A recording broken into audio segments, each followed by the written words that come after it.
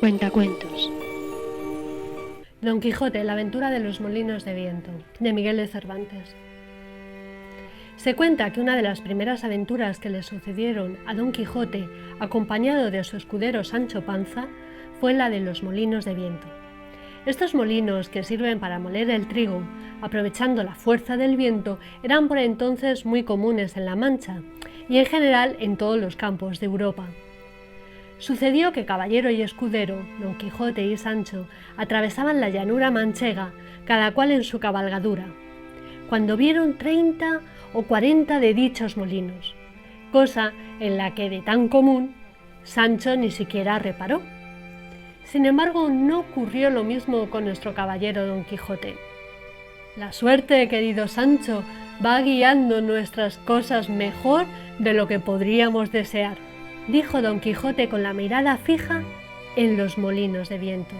Amigo Sancho, mira allí, donde se descubren 30 espantosos gigantes con quienes pienso entablar una batalla y quitarles a todos la vida.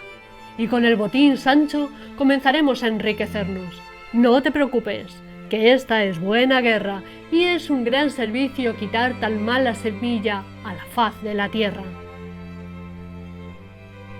Sancho miró a todas partes y no vio a ningún gigante, hasta que se le ocurrió que su señor sufría una confusión.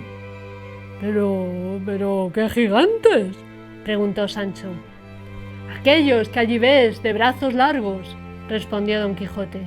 Mire vuestra merced, contestó Sancho, que acabó de confirmar sus sospechas, que aquellos que allí se muestran que no son gigantes, sino molinos de viento, y lo que en ellos parecen brazos son las aspas, que movidas por el viento hacen andar la rueda de molino.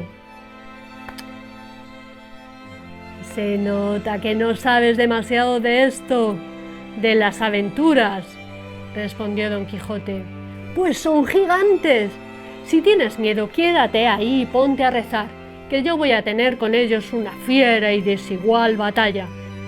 Y sin añadir palabra, picó con las espuelas a Rocinante y no hizo ningún caso de las advertencias que Sancho le seguía haciendo, ahora a voz en cuello, que no, vuesa merced, que no son gigantes sino molinos de viento.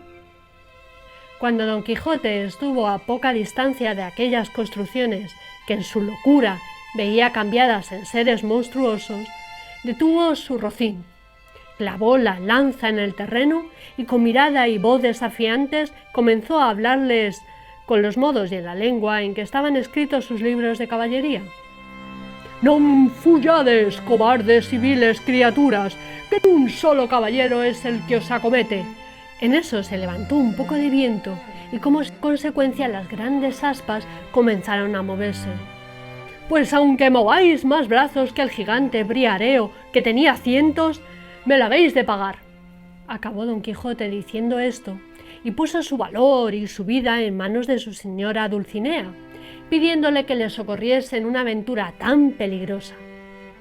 Y acto seguido, con la lanza en ristre, embestió el primer molino que tuvo delante, dándole una lanzada en el aspa, y ésta se movió con tanta fuerza que se llevó consigo al caballo y al caballero.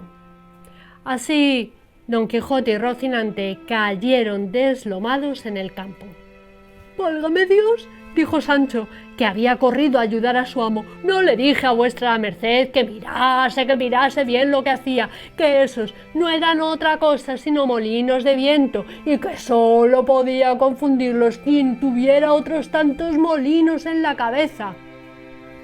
«Ay, calla, amigo Sancho», respondió Don Quijote, «que las cosas de la guerra siempre están cambiando. Pienso que me persigue uno de los mayores sabios malignos, el mago Frestón, que quiere arrebatarme la gloria de su derrota. Me tiene una gran enemistad, pero al final no podrán sus malas artes contra la bondad de mi espada». «Ay, Dios lo haga como puede», dijo Sancho resignado al oír los disparates que su amo tanto hacía como decía. Con la ayuda de Sancho, Don Quijote volvió a subir sobre Rocinante, que también estaba molido. Pusieron camino hacia Puerto Lápice, el lugar donde, según dijo el hidalgo, no podían encontrar otra cosa que grandes aventuras. Sancho no quiso insistir en la cuestión de los molinos, pero a su manera, él también tenía el pensamiento puesto en fabulosas aventuras, a pesar de que su amo, Don Quijote, parecía no estar demasiado bien de la cabeza.